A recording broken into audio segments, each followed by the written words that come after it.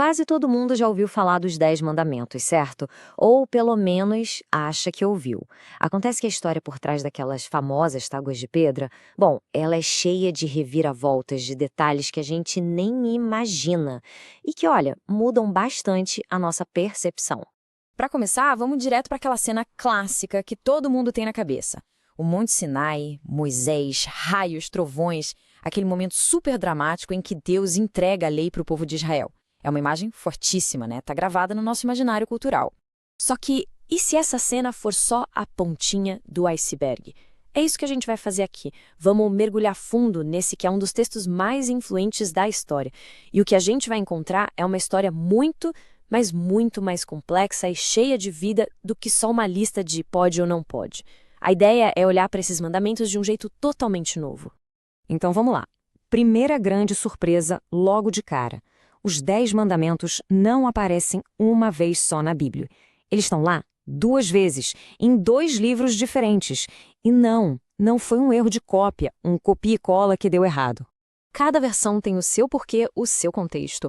A primeira, que a gente vê no livro do Êxodo, é dada logo depois da saída do Egito. Pensa só, é o início de tudo, a lei fundamental para uma nação que acabou de nascer. Já a segunda, lá em Deuteronômio, é tipo uma retrospectiva.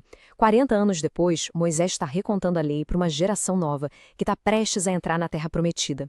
É uma renovação, um lembrete da aliança. E é aqui que a coisa fica fascinante. Olha só a diferença na justificativa para guardar o sábado. No Êxodo, o motivo é, digamos, cósmico. Deus descansou no 7º dia da criação, então o povo deve fazer o mesmo. Mas em Deuteronômio, a razão muda completamente. É social, é histórica. Lembre-se que vocês foram escravos no Egito. Entende a jogada? A lei é adaptada para fazer sentido na vida, na memória daquele povo. Ok, isso já levanta outra questão, né? Essas leis saíram do zero? Eram totalmente inéditas? A resposta curta é não. A história mostra que muitas dessas ideias já estavam no ar circulando pelo mundo antigo. Bem antes de Moisés, tipo uns 400 anos antes, já existia o famoso Código de Hammurabi, lá na Babilônia. E se a gente for comparar, sim, tem várias semelhanças, principalmente nas leis do dia a dia, sabe? Leis sobre roubo, sobre como compensar alguém por um prejuízo. Mas, e esse é o mais bem grande, a diferença fundamental não está tanto no que, mas no porquê. O Código de Hammurabi era a lei de um rei feita para organizar a sociedade. Ponto. Já os 10 mandamentos são apresentados como algo muito maior. Uma aliança, um pacto divino entre Deus e um povo inteiro. Não era só sobre regras, era sobre criar uma identidade, um propósito. Agora, vamos dar um salto no tempo, porque na tradição cristã, esses mandamentos ganham uma camada totalmente nova de significado. É uma reinterpretação bem profunda. Jesus deixa claro, não pensem que eu vim acabar com a lei. Pelo contrário, ele diz que veio para cumprir, ou seja, para mostrar o verdadeiro espírito da coisa, a intenção por trás da letra da lei. E como ele faz isso? Basicamente, ele muda o foco. Sai do que a gente faz por fora e vai para dentro, para as nossas motivações, pensamentos, desejos. Para ele, a obediência de verdade não é só sobre a ação, ela começa no coração.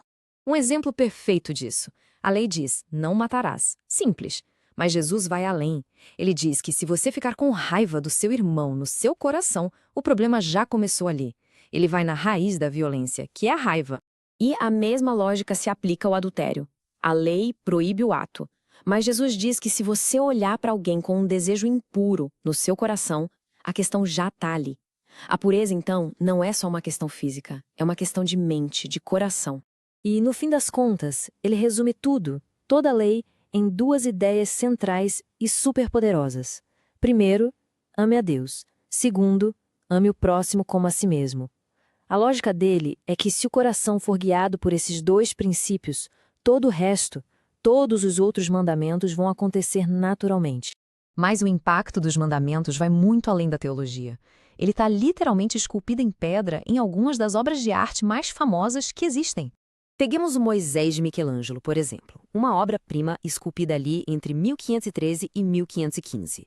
Diz a lenda que a estátua era tão perfeita, tão viva, que o próprio Michelangelo olhou para ela, bateu com o martelo no joelho da escultura e gritou: "Fala!". Só que essa estátua tem um detalhe. Um detalhe bem esquisito que deixou muita gente coçando a cabeça por séculos. Se a gente olhar de perto para a cabeça dele, por que raios Moisés tem chifres? E não, isso não foi um delírio do Michelangelo. A resposta para esse mistério está, acredite se quiser, num erro de tradução. Lá no texto original, em hebraico, a palavra usada para descrever o rosto de Moisés depois que ele viu Deus é karan.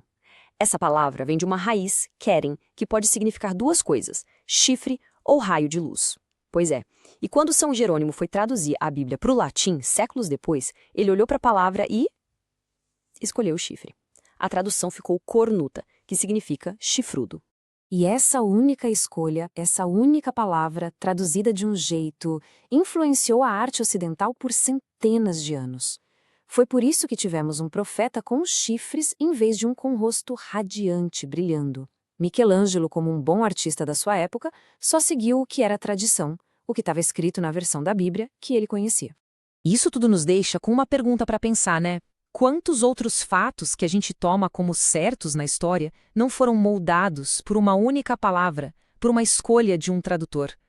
Fica claro que uma simples palavra pode mudar completamente o jeito como a gente enxerga a história, a arte e até o sagrado.